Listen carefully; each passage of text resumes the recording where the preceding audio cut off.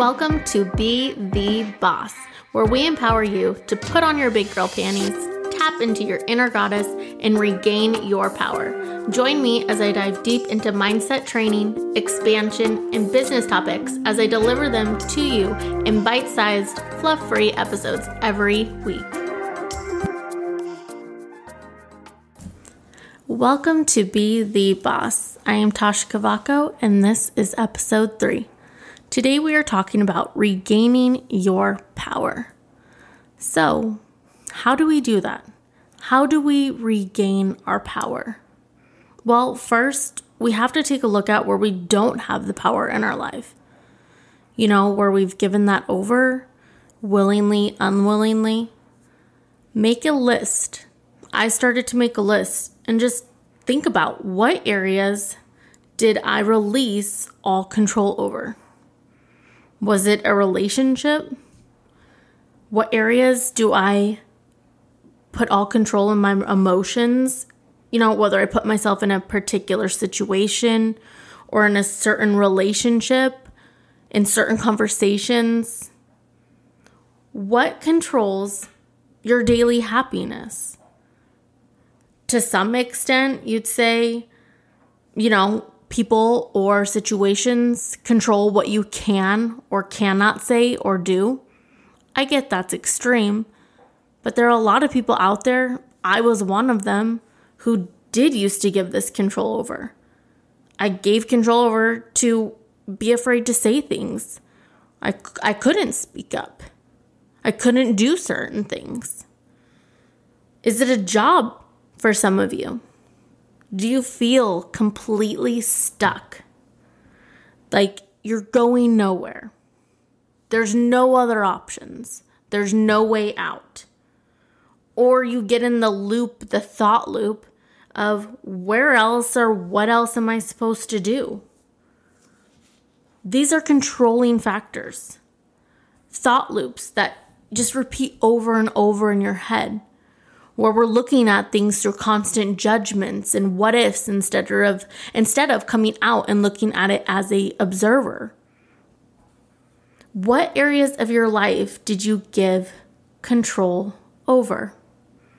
This is where we need to start. This is where we need to start to regain our power. One thing that was crucial in starting this process for me was boundaries.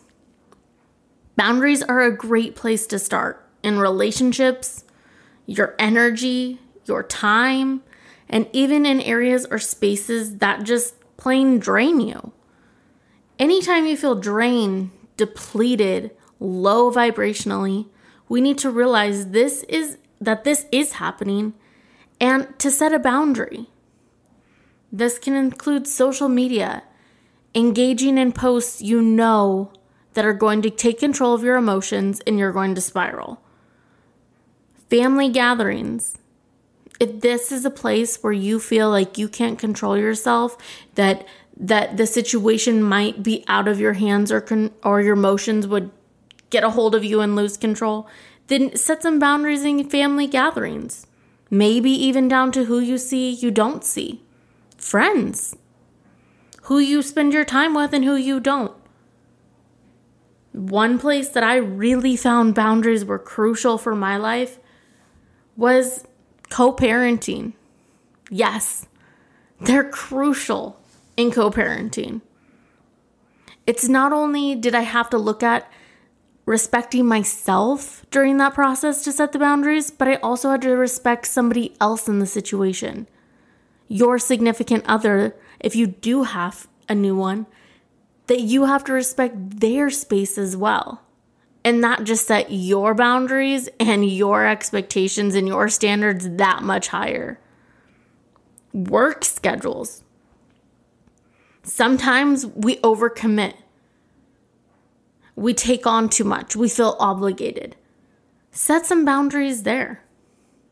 I promise you, in work relationships, setting the boundaries right out the gate allows for every party involved to feel they have space, they have value and respect.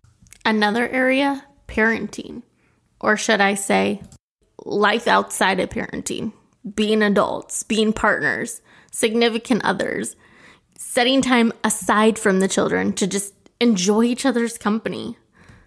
For us, that's at night, whether it's popcorn on the couch and just talking, or we're too drained to even talk. We just want to sit and hold hands and watch Netflix at night.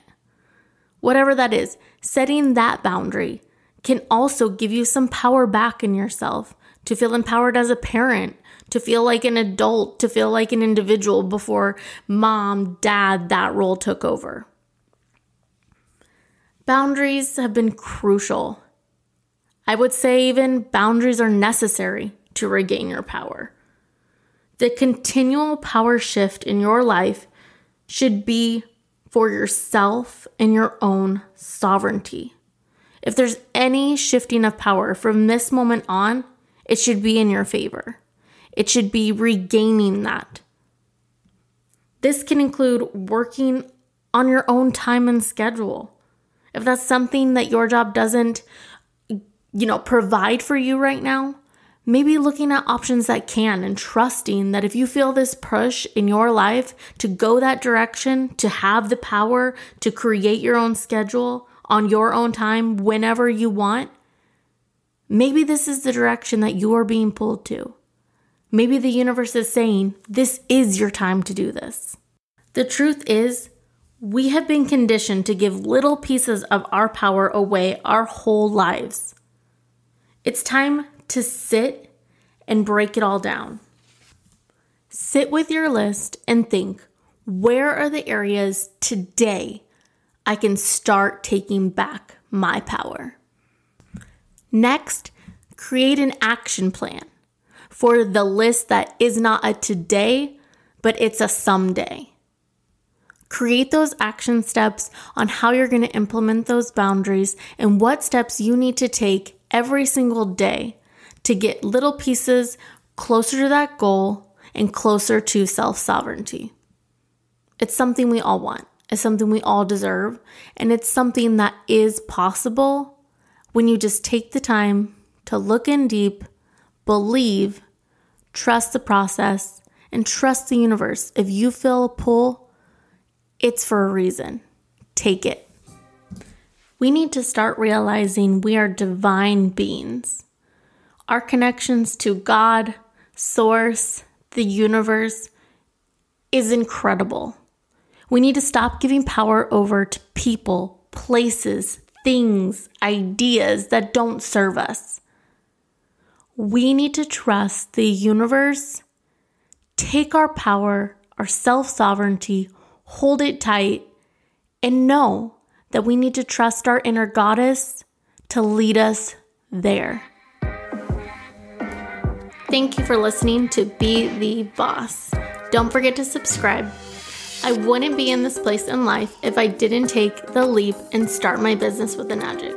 If you're interested in taking that leap or want to tap into an amazing community of like-minded entrepreneurs that decided to be their own boss, I will sponsor you for a month free for you to tap in and see what it's all about and have a lifelong business at your fingertips. That's it for now. Love and light, Tasha.